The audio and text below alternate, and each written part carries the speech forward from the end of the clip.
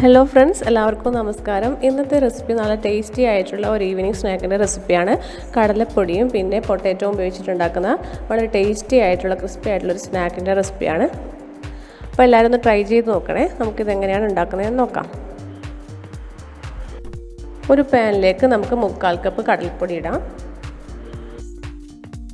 ഇതിലേക്ക് 1/4 ടീസ്പൂൺ മഞ്ഞൾപ്പൊടി ചേർക്കാം. പിന്നെ 1/2 ടീസ്പൂൺ കാശ്മീരി ചില്ലി പൗഡർ ചേർക്കുന്നുണ്ട്. ഇതിലേക്ക് 1/2 ടീസ്പൂൺ ജീരകം ചേർക്കാം. പിന്നെ ചേർക്കുന്നത് 1 ടീസ്പൂൺ അരിപ്പൊടിയാണ്. ആവശ്യത്തിന് ഉപ്പ് ചേർക്കാം. ഇതിലേക്ക് 2 ടീസ്പൂൺ ഓയിൽ ചേർക്കാം. ഇതിലേക്ക് ഇനി 1/2 കപ്പ് വെള്ളം ചേർക്കാം. എന്നിട്ടിത് നന്നായിട്ട് മിക്സ് ചെയ്തെടുക്കണം. തീരെ കട്ടയില്ലാതെ നമുക്ക് നന്നായിട്ടൊന്ന് ഇളക്കിയെടുക്കാം.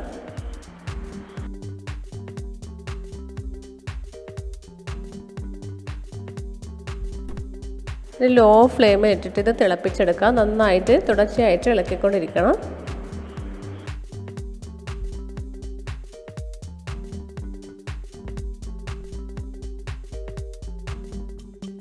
ഇപ്പോൾ ഈ മിക്സ് കുറച്ച് കട്ടിയായി വരുന്നുണ്ട്, ചെറുതായിട്ട് കുറുകി വരുന്നുണ്ട്. എന്നാലും കുറച്ച് സമയം കൂടി ഒന്ന് കുറുക്കിയെടുക്കാനുണ്ട്.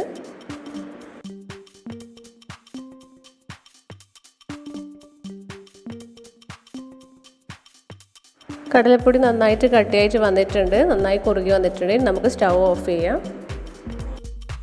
2 പൊട്ടാറ്റോ വേവിച്ചുടച്ചതാണ്. ഇതിലേക്ക് 3 പച്ചമുളക് ചേർക്കാം. ഇതിലേക്ക് ഇനി 1 ടേബിൾ സ്പൂൺ ഇഞ്ചി ചേർക്കാം. പിന്നെ കുറച്ച് കറിവേപ്പില ചേർക്കാം. വേവിച്ച കടലപ്പൊടി നന്നായിട്ട് തണുത്തതിന് ശേഷം ഇതിലേക്ക് ചേർക്കാം. എന്നിട്ടിത് നന്നായിട്ടൊന്ന് മിക്സ് ചെയ്തെടുക്കണം.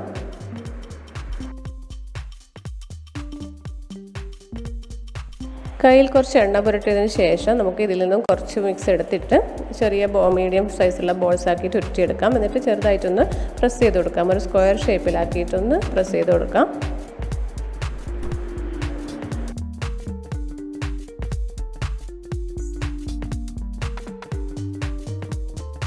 എല്ലാം ഇതുപോലെ സ്ക്വയർ ഷേപ്പിലാക്കി എടുത്തിട്ടുണ്ട്.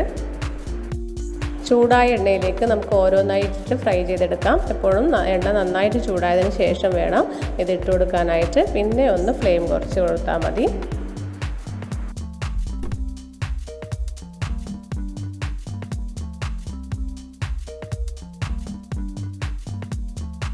ഒരു സൈഡ് നന്നായിട്ട് ഫ്രൈ ആയതിനു ശേഷം നമുക്ക് മറിച്ചിടാം.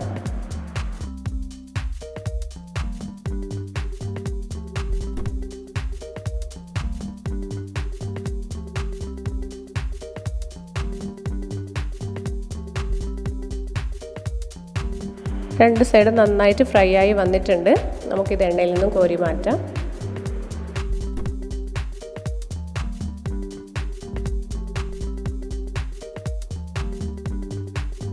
ബാക്കിയുള്ളതും ഇതുപോലെ തന്നെ നമുക്ക് ഫ്രൈ ചെയ്തെടുക്കാം.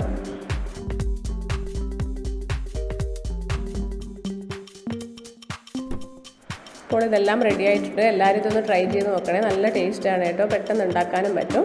അപ്പോൾ പുതിയൊരു റെസിപ്പിയുമായിട്ട് വീണ്ടും കാണാം. Thank you.